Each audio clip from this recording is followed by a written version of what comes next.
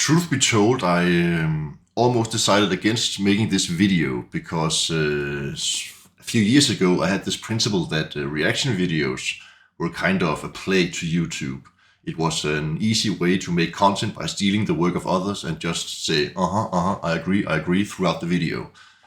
But lately I've become more addicted to reaction channels actually. For example, I like history content, and there is this YouTuber called Vlogging Through History, which primarily makes reaction videos, but I enjoy them very much.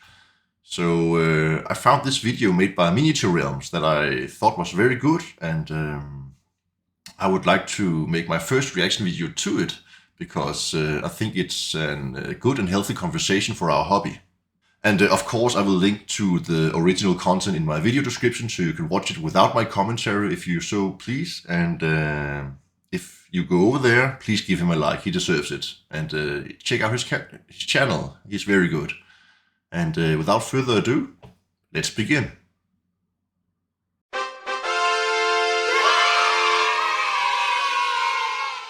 Hello, welcome to Miniature Realms. My name's Stuart. Today I want to talk about the things in Warhammer Fantasy that have inspired me over the years, the things that really inform what Warhammer Fantasy means to me.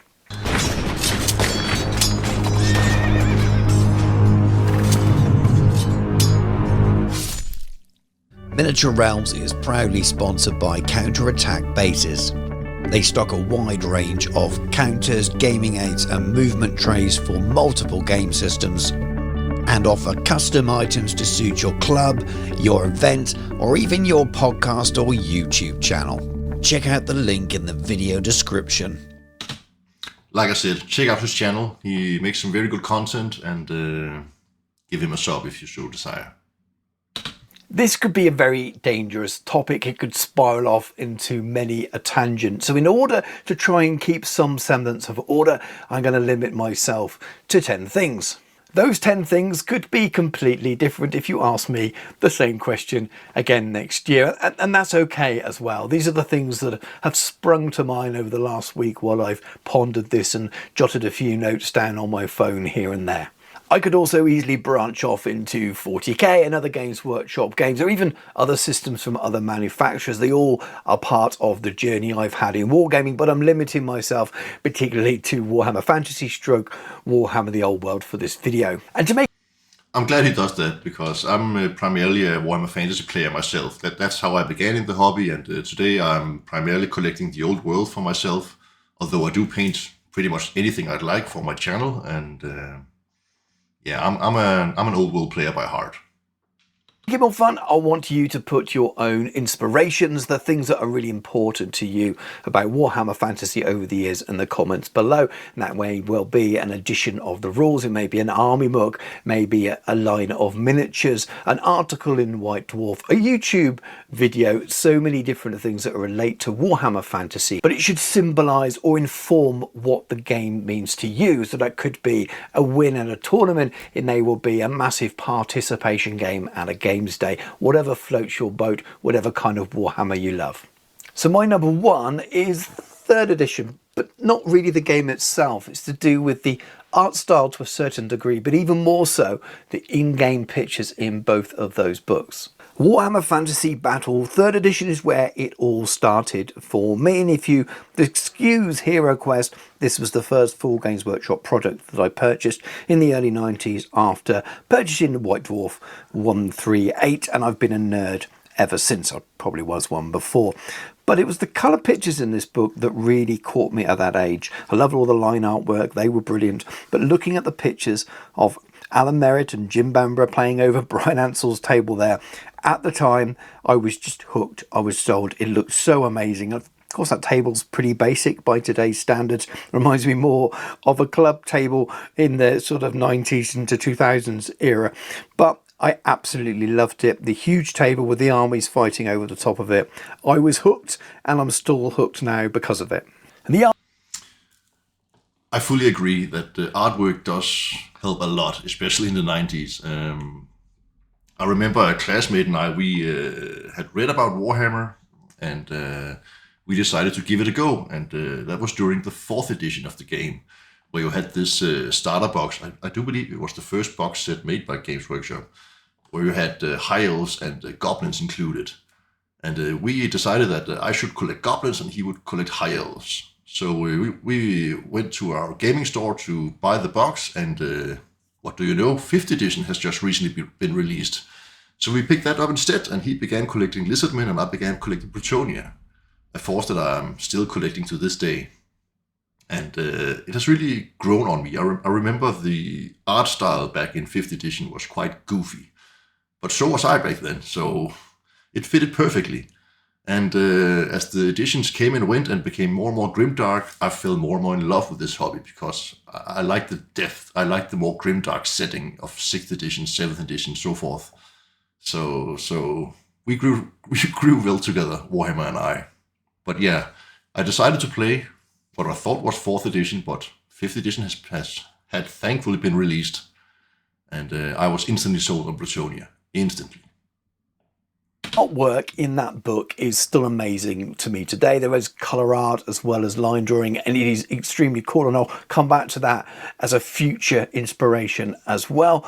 But like I said, it was the battle scenes, it was showing the miniatures, showing what I could have as a 13-year-old, 12-year-old, whatever it was at the time, looking at this book. This could be my future. If I collected armies and painted them, I could play games like this. And the miniatures in the book were many of the ones that I first had as well. I had the Regiments box set, when you got 10 of 6 different races in the box, and they are on these pages.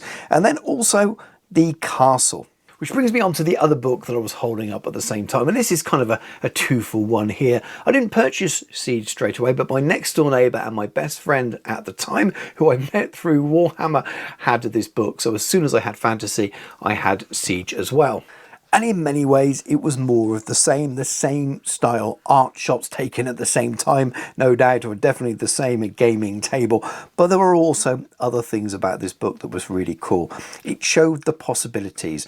And as a youngish person at the time, the idea that you could refight sieges with a model castle that looked so complex just blew me away, and I was hooked. And it's something about the castle and the siege side of it in the early days just made it seem even more impressive. Number 2. For me, the best book Games Workshop has ever released was the official book full of unofficial rules called the General Compendium. I'm quite certain it was during 6th edition. It had so many cool rules for campaigns and terrain, and for example, rules for fighting on ice, so your troops could risk falling through, and it was so awesome. So that's one of the best books I've ever bought for any edition of Warhammer. And a little side note, my favorite edition of Warhammer was actually 8th edition, but if you limited yourself to 6th edition army books, you had the perfect system in my opinion. Because during 7th edition, the army books went a bit crazy and overpowered. Some of them did. I'm looking at you, demons, and I think dark elves. But yeah, 8th edition with the good old 6th edition army books, perfect. Is Wolfrope, Warhammer Fantasy Roleplay 1st edition. This followed relatively quickly after Fantasy as well, and very much became part of the same world and the same hook for me, much like it is now with its return alongside Warhammer the Old World. And I touched on it already about the art style and the things that the nostalgia really brings to the fore, and it's no different here. The artwork in this book is incredible, so nostalgic for me, though I can appreciate this maybe is something of its time for many of you younger people, but for me, this formed an image of what the Warhammer world was, and I was so excited to explore it, role-play in it, battle in it, collect miniatures like nothing I'd experienced before, and probably haven't since. Number 3 is... I owned that book, but I never got around to play 1st edition of Warhammer Fantasy Roleplay. But I did play a ton of 2nd edition, which was a great edition of Fantasy Roleplay, especially compared to 3rd edition. That's a topic for another video, maybe. But I began in this hobby by seeing my brother buying the Hero Quest set, and I was sold instantly on those miniatures. And then I began delving into role-playing game, primarily Advanced Dungeons & Dragons 2nd edition, which I played for years before dipping my toes into Warhammer. So by today's standard, I'm more of a miniature collector, painter, gamer than I am a role player. But I'm looking forward to Warhammer the Old World role-playing game. I do expect to buy that game and try it out with some friends, just for old time's sakes. But yeah, Warhammer Fantasy Roleplay, great system, especially second edition. The first of 3 White Dwarfs, but it's not really the White Dwarfs themselves, not the issues, it's to do with particular articles inside. And in 141 was Mike McVeigh's Wood Elf army. This White Dwarf was only the 4th that I ever purchased, and this article of the Wood Elf army by Mike McVeigh was just so inspiring and remains so to this day. And I think there's a number of reasons for it that I haven't really considered, definitely didn't consider as a child. I wasn't hugely into Wood Elves over any other faction at the time. I was very much all of the good. So I had some dwarves and I had some elves, and I just enjoyed killing the bad guys. But I loved the miniatures. I love what he'd done. Some of the miniatures were the units that I had at home. Had some of these miniatures myself, so it was inspiring in that way, even though I didn't follow the paint schemes and I definitely couldn't paint to the standard. But I just loved the way the article was written by their top painter at the time. He really was, to me at the time. The miniatures sure have come a long way since then, but still I really enjoy those miniatures as well. It brings back memories. They have a certain charm over them, I think. A rock star. We had the pictures of them in the front of the magazine. Obviously no internet, no other way of interacting with these people that worked in the studio. And as a teenager or a young lad, soon to be a teenager, I was just enthralled by the whole process, how much detail he put into the army, talking about why he made his choices, the conversions he did. It almost seemed not unachievable, but definitely something I couldn't do at the time, but still tried. I was fully inspired by this article and I read it so many times. Number 4 is White Dwarf 137, so very much a similar dish with a different flavour sauce, and this time it was Skaven flavoured, but it is an article. It's an article about Andy Chambers' Skaven army. I think personally that the Skaven are the most iconic army and race Warhammer has ever come up with. And it's a crime that it's not included in the old world, but I suppose they are reserved for Age of Sigmar. But Skaven was my dirty little secret. I was collecting Bretonians, but I bought myself a box of Clan Wrestler 2 on the side. I really love those critters. And again, very similar to Mike McVeigh, talks about why he's built the army this way. A little bit more about lore and overall feel here. Andy is a great painter and the army looks fantastic, but he's not a studio heavy metal painter. He's a rules writer. So there's loads of lore here and there's no reasons for choosing the different armies. So it's a slightly different kind of article, but doing a very, very similar thing. And I never had a Skaven army and my next door neighbour did. So it wasn't something that I was inspired by to do myself, because my next door neighbour had the Skaven, I had the good guys. But it remained inspiring and is to this day, and it's something I'm going to be looking at later this year as I hope to find time to do my own Skaven army. Number 5 is Also, when talking about Warhammer Fantasy Roleplay, I do think that Skaven is the most interesting and cool villain you can include. Gutter Runners, Assassins, not the overpowered stuff like Warp Fire Throwers and such, but the more sneaky, do they even exist kind of theme. I really enjoyed that. the final White Dwarf, and it's 157, a little bit later on, and a 4th edition battle report, the Battle of Ulsterwald, and by Robin Hughes, Jervis Johnson and Bill King. And it's a huge battle with a really nice narrative to it, including some story there, no doubt written by Bill King, and massive armies for the time, 3,000 points, lots of troops on the table, and it's a great battle report. It's one of the famous ones if you search online for great old battle reports done in the old style, and I love it. Now, I had this box set, I had the starter box at the time, which included all of those goblins, well, some of them, the spiky ones with the really dangerous spears and the repetitive bowmen, but it had a lot of those miniatures, and it really inspired me at the time of what games of Warhammer could look like. And back in these days, the battle I remember these battle reports. I really enjoyed those maps, and I know today it's more about pictures of the miniatures in White Dwarf, because of course they want to sell those miniatures. But these kind of battle reports certainly had their charm.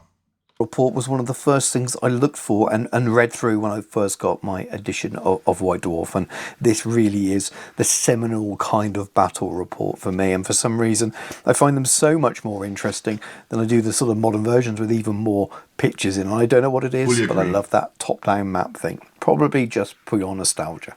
And that's probably what it is for these first 5. A really, really heavy dose of nostalgia, which has remained my taste for Warhammer. And I love that era moving up into 4th edition. It started to change a little bit there, but I really love the artwork of that 3rd edition period. And it changed slightly moving into 4th edition, but I still really, really enjoyed it. And it's my childhood as well as happy memories are. And it really informs a lot of the way I feel around Warhammer Fantasy and Warhammer the Old World now. And partly as an adult playing it, I'm no doubt remembering and reminiscing those kind of eras, but I still love those feels now. And even in a recent army I'm building, I've got old metal miniatures as well as the latest plastic ones in there, because I just love that mix and that feel that you get from all of those things. So I think it's still inspiring me. I'm sure it's still in my veins, very much informing what I enjoy about square-based fantasy. I wonder, I'm not certain about the age group of people watching my videos, but what got you into Warhammer, and what do you consider old hammer?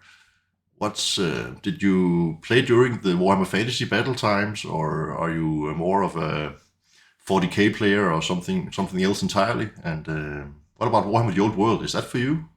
And yeah, what got you into this hobby? Leave me a comment.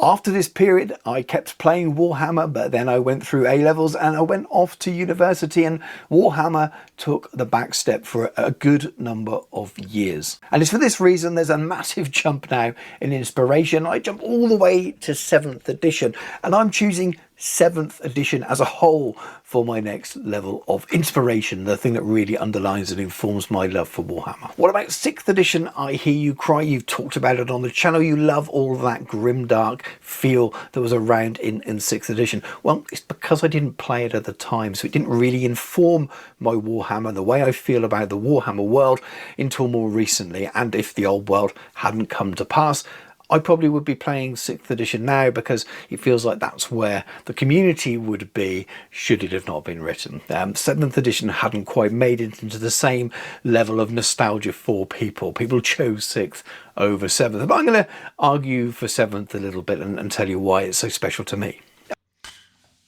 There was nothing wrong with 7th edition in my opinion. Not with the rulebook, at least. It was the power creep in the army books that made 7th edition less popular than 6th edition. So yeah. Obviously nostalgia plays a huge part in it again, and I think that's fine. That's what inspires us so often. That's what gives us the good feels, and hopefully why we do hobbies, because we're not doing them to enrich our lives in any other way. They make us feel good. They give us something positive in our lives, sometimes in a world that's a little bit dark and challenging, or whether it's just a challenging work environment or something. Hobbies are a great release, and that's why I enjoy them so much. So 7th edition being a nostalgia trip for me, that's absolutely fine. Looking back on it through a new lens now, I think it was a really good edition that maybe lost its way with some of its army books towards the end of the edition, with demons and dark elves and vampire counts maybe being a little bit too good. But that's the story of every edition, and we could talk about those stories in the current edition now. But the game had a really, really nice mix between old and new. There were still old miniatures pictured in that rulebook, right back from 5th edition miniatures still there, still Empire troops from that era showing in the book, which is great. And that the battle table still had a nice mix between homemade terrain, which we're now seeing again in the old world, and some really, really cool hobby going on there. Armies with lovely movement trays that reminded me of the game I loved as a teenager, but sort of slightly modernized, but without losing the essence of Warhammer.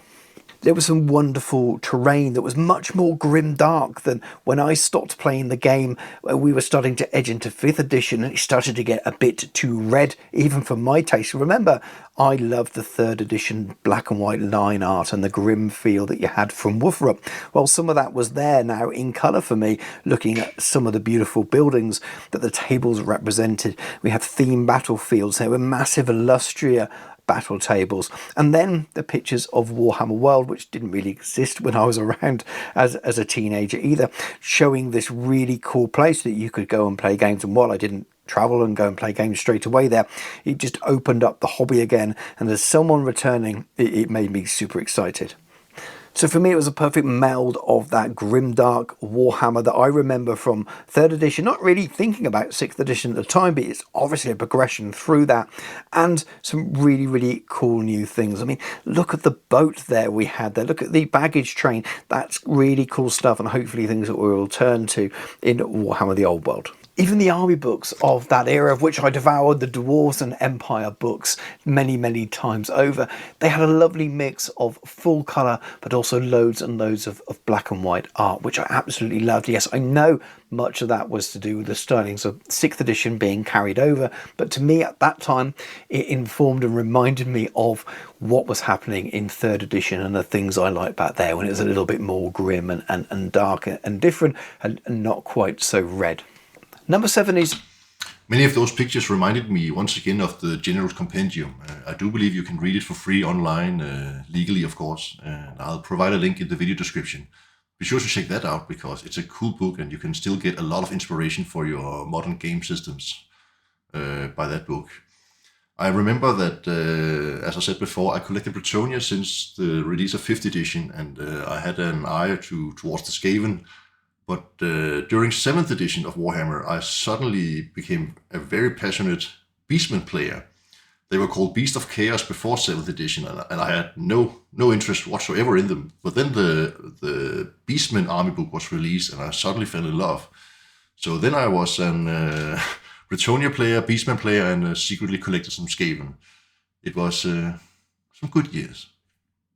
Extra publications, and many of these, as I've mentioned before, I've regretted selling over the years and wish I had them again now. One of the prime examples is the Empire Uniforms and Heraldry book. There's a High Elf one as well.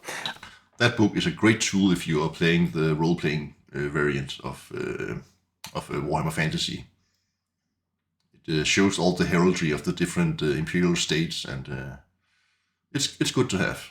Absolutely love this book, still use it today for reference all the time. A little bit of lore, lots of flags and a map, but mostly just full of beautiful colour plates of all the different provinces and the uniforms they make, and it's just fantastic. There are also publications like Grudge Lore and Empire at War, produced by Black Library. Lots of lore in there, lots of background, a real mix and styles of some of the artwork, but I really love these beautiful pencil drawings, these sketches there to just really give a different feel or background. They're concept arts really, and I just love it. It's just fantastic, really evokes the feel of what Warhammer is to me. And this is what this is about, the inspiration, what Warhammer feels like to me. If I close my eyes and imagine the world of Warhammer, this is the way I see it.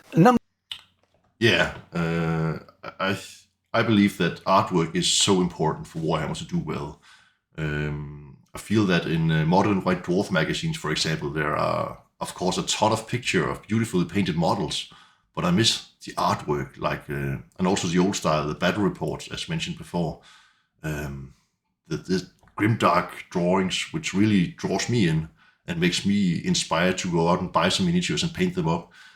That's important for me. And I feel like we are seeing less and less artwork these days compared to back when I began playing Warhammer, sadly.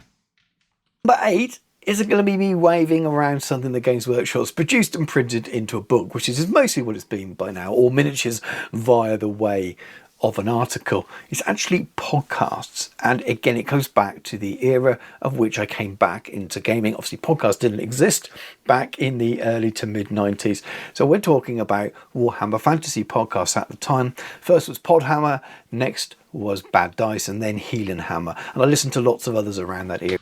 I remember all three of those. Those were great podcasts. And a quick shout out to Square-based podcast. That's great also. Check it out if you're painting. It's great to have running in the background, for example. As well, but they were seminal. I listened to them without fail, and I know that some of you watch this channel in a similar way now, and I know some of you watch some of the other channels as well, or listen to the podcast the same as I do, and it's a really nice way to connect with the hobby when you're hobbying or when you're not able to, and it just gives you another way to integrate with the hobby. But podcasts were quite new back then. There weren't many wargaming ones at all. There are a couple of 40k ones, but it was a new thing, and I absolutely fell in love with it. And it's probably the reason that I do this today. Bad Dice and Healing Hammer and Podhammer are the reason I make content. I've made podcasts in the past. I've made videos and things about other game systems. But those podcasts are the reason that I do this, because I loved it. I thought it's fantastic. One day I want to make a podcast. It took me a long, long time after I finished listening to those to actually do something myself, but they were the inspiration for that. And yeah, thank you to those guys back there who did it, and hopefully me making videos like this could inspire you to start your own YouTube channel, your own podcast. You should absolutely do it. Go and give it a go. Yeah, as I said, it's great for listening to when you're painting, and podcasts just great in general when the hours go by as you sit there with your brush. Yeah, check out Square-Based. I think they're just called Square-Based. I might be mistaken, but I'll put a link in the video description for you guys. Number 9, I'm waving around the 8th edition beast of a book, but it's not 8th edition that's my number 9 inspiration. It's actually part of this book that's a massive display, stroke battle, stroke scenario, and it's At the Gates of Volganov. Now, this book had absolutely everything, and there's a chaos invasion in 2515, the slaughter of Volganov, and you get some colour plates in there, as you can imagine, and you get Ostland under siege and some more colour plates, but more importantly you get the At the Gates of Volganov. Opens up into this huge battle scene, this huge siege with this wonderfully created miniature, which you can still see in Warhammer World today. Just I hope it's still there. It was the last time I went. It's been moved a little bit. It's not quite as big now. You don't see the whole attacking forces. It's a little bit smaller, but the most of the castle, I believe, is there. Maybe not some of the stuff in the background, but it's absolutely stunning, using loads and loads of the fortress kit and lots of other building kits and things chucked in there as well. I could just stare at it for hours. I absolutely love it. And again, this for me sums up Warhammer. It reminds me of those early black and white pictures in the 3rd edition book. It evokes all those feelings for me, but also it just inspires it when I build something or paint something or build a board and build a scene. This is the kind of stuff that does it. And the new one that's there now for Warhammer the Old World is brilliant, and maybe if I make this video in a few years' time, that will be there. But there's something about this, something about it being the Empire, and I just love it. It's just fantastic, and if you're in the UK and you got the chance to go and see this miniature, you should. But also check out the 8th edition rulebook for the scenario and this part of the book. It's just really, really inspiring, wonderful. Yeah, what he said, and I'm not really supposed to talk about this yet, but I am in contact with some fellow YouTubers, and we are discussing if we could create a meetup at Warhammer World. I've never been to England before, but during the summer this year. So I hope to see those miniatures just showcased, and yeah, anything else that goes on in there. But more on that in the future. Number 10 is another book, but of a different kind. In fact, it's not just one book, it's a whole series by many authors, and it's Gotrek and Felix. They just absolutely say Warhammer to me and so many other people. They are the poster boys of Warhammer fantasy throughout the years in many ways, and Gotrek still is now with Age of Sigmar, and I think that's cool in its own way. I really like the Bill King stories the most, and I quite like the Nathan Long stories. I haven't read even all of the later ones, to be honest with you, but they're just so inspiring, and there's something really cool about them. I quite like a lot of different Warhammer novels. I really love Graham McNeil's Sigmar Legends series. They are brilliant, but again, you're imagining a prehistory almost there. It's not quite the same as the Warhammer world that we play in. So in terms of inspiration, Gotrek and Felix always do it for me. And personally, I think you can learn a lot more about the world, the Warhammer world, following a couple of characters around who are doing normal things as well as fighting big monsters. They're visiting towns, they're talking to people. You get a feel for what it's like to walk through the streets of the old world, through the Empire. Whereas some of the more campaigny, big battle type games, when you're only seeing the biggest heroes, it doesn't always feel that way. You're looking at the world through a different lens, and that's why I love Gotrek and Felix so much. It takes you back to the streets but with the normal man, as much as it does take you off to really, really big adventures and big, powerful heroes. The Gotrek and Felix books are indeed great, and it's always the first thing I recommend when someone new to the hobby wants to get into the lore. And there are several books about Gotrek and Felix, and it showcases the different monsters and foes you can find throughout the Warhammer world from a more personal perspective, and I really enjoy that. But I would also like to give an honorable mention to Broken Honor, which is a book with some beastman action, and A Murder in Marienburg, which features Skaven and intrigue. Those are great as well. And like Gotrek and Felix, it's not about armies, it's about the personal level of interacting with these foes. So highly recommend those as well. So that's my 10, and there is a theme for me there all the way through, which is very old world centric, empire centric, Empire of Man centric, with a sprinkling of dwarves and elves chucked in. It's because of the way I view the world I like most in the old world is the human centric stuff around the empire, and I like those kind of themes, and that's why I've picked the things that I have, the things that remind me of those 3rd edition days, playing Wolfrup, walking the streets, going into taverns, that kind of thing. They're those kind of stories is why I like Gotrek and Felix, and a lot of the imagery and things I like are to do with empire. Of course there are things that stand out, like the articles with the Skaven and the Wood Elves, again because I was inspired by the people that worked in the studio at that time, and that probably informs a lot of the work I do now with the big army videos that I do. I want to produce something that looks nice and share it with people. So there's so much here that's underlying that probably makes a lot of sense if you look at the content I make on the channel, a lot of the hobby content. There are correlations that you can draw to these kind of inspirations. And like I said at the top of the video, if I made this video again next year, I could pick out different articles and maybe different inspirations in different books. But when I knew that I was going to make this video and wanted to talk about the things that inspired me most, those are the things that came to mind, the things that really stood out to me. Of course, there'll be other examples. As I also said at the beginning, I want to know what inspires you, what informs your Warhammer, what makes you love Warhammer. And it may be completely different to mine. Mine are all aesthetic-based, lore-based, narrative-based, real feely, touchy, hobby-based stuff. Yours might be hanging out with friends. It may well be going to events, maybe the community side, meeting up with people, all of the social things that might be more important. That's what Warhammer might mean to you. So put that, if that's what it is. You can put 10 things, you can put 20 things, you can put 1 or 2 things. I'm just really interested to know the seminal things that stand out for you and what makes you love Warhammer. Anyway, if you've enjoyed the video, I encourage you to leave a comment on his video about all those subjects he just raised. And for me, if I have to narrow it down, it's the social aspect. It has always been the social aspect of Warhammer that intrigued me. In a time where everyone was playing computer games, I loved rolling dice on a table and looking my opponent in the eyes and having a blast and giggles and having a good time instead of just staring at a screen. So I've even been to a tournament once with my Bretonians. I didn't do very well, but it was a great experience. An event called Giant Fanatic in Copenhagen. I think we were about 120 players over 3 days. It was awesome. But the social aspect, if I have to narrow it down to one specific thing that really makes me enjoy this hobby.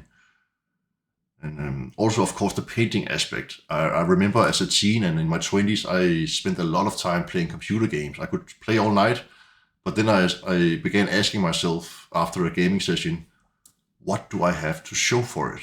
I just wasted 10 hours playing a video game. And then what? What did I achieve? Now when I paint miniatures, I have something I can show. I have produced something that not only gives me enjoyment, but it makes an army. And I can play with my friends and never stare at the screen while doing it. So that's what I really enjoy about Warhammer. Always has. But let's hear him out and I'll finish off this video. please do give it a like and drop that comment as I mentioned below. Subscribe to the channel if you haven't already done so. If you want to support me and the channel make more rambly videos like this, please do check out my Patreon. It's the very best way of making sure I can keep making videos like this. And thank you to all my existing patrons. I really genuinely couldn't do this without your support. Links for all of this in the video description. And check out the channel sponsor Counterattack Bases for all your gaming needs and custom dice. Thank you very much for watching. Take care. I'll catch you soon. Yeah, check out Miniature Realms. He makes some very interesting topics and can create some good conversations, debates even. and give him a like.